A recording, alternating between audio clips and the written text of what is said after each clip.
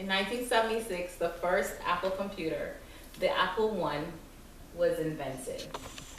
It was created in Steve Jobs' garage in Los Altos, California. Starting companies in garages back then was not an unfamiliar thing to Silicon Valley. In fact, Hewlett Packard started HP in their garage in 1939. The garage where Steve Jobs, along with his good friend Steve Wozniak, started the Apple company is actually now known as a historic site. The Apple I computer sold for $666.66.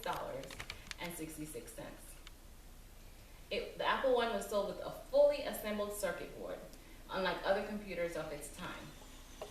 Despite that design advantage, however, it did not have a case, and to make it fully functional, the users, who were usually hobbyists, had to connect it to a television screen for output. They had to have their own power supply and keyboard. They had to have their own keyboard.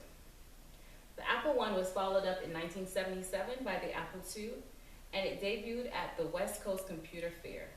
It was introduced by Apple's most prominent salesperson, Steve Jobs. Jobs knew that in order for Apple to gain ground in the marketplace, it had to achieve success by being a consumer product. The Apple II was the first such product. It was introduced and included a case. It had its own power supply, and these design improvements were credited to Steve Jobs. In just 10 years, Apple grew from 2 employees, Steve Jobs and Steve Wozniak, to having 4,000 employees. Steve Jobs was an amazing marketer and a recruiter. He was the face of Apple, and he knew that in order to achieve even more success in the marketplace, the company had to become a household name. So in 1984, Apple launched its first Super Bowl commercial. Steve Jobs recruited, and he eventually hired John Sculley to be the CEO for Apple.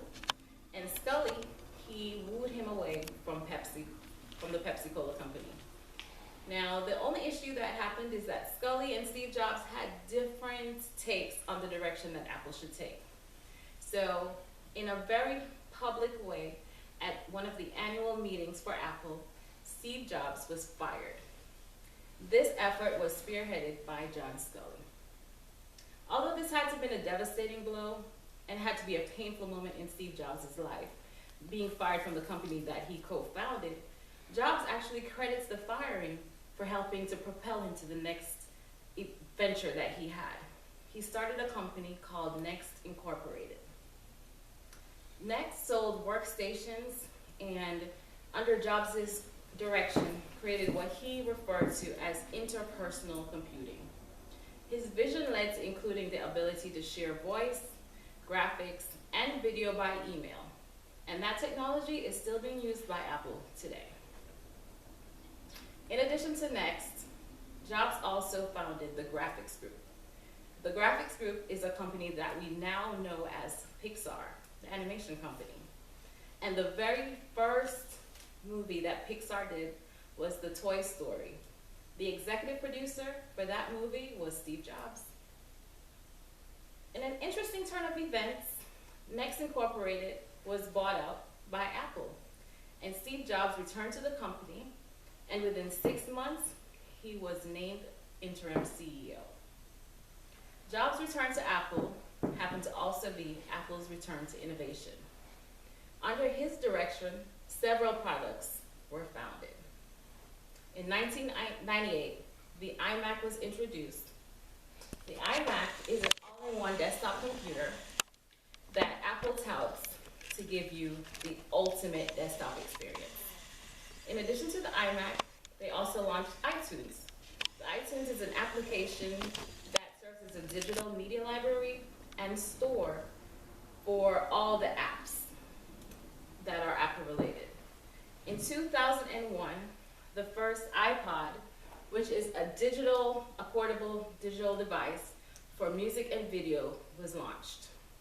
In 2005, Apple they conceived the iPhone. The iPhone is a smartphone that runs on Apple's operating system, iOS. And it started out in 2005, but it actually debuted in 2007. The first iPad, which is a touchscreen tablet computer that has Wi-Fi and cellular capability, that was designed in 2010, and today over 260 million units of this iPad has been sold. On October 5th, 2011, the world lost an icon. Steve Jobs died. Steve Jobs succumbed to complications from pancreatic cancer. His body is no longer with us, but his life's work is evident all around us in the devices that he helped to bring to market, but more importantly, his words of wisdom and his legacy live on. Some advice from Steve Jobs that I'd like to share with you are his 10 rules for life. Don't live a limited life. Have passion. Design for yourself. Don't sell crap. Build a great team. Don't do it for the money. Marketing is about your values. Build around your customers. His famous line, stay hungry, stay foolish. And most importantly, find what you love and do that. Success in life comes from doing great work. And great work can only come from doing what you love and doing it with passion. So if you have yet to find it, find what you love, do that, and you will have much success.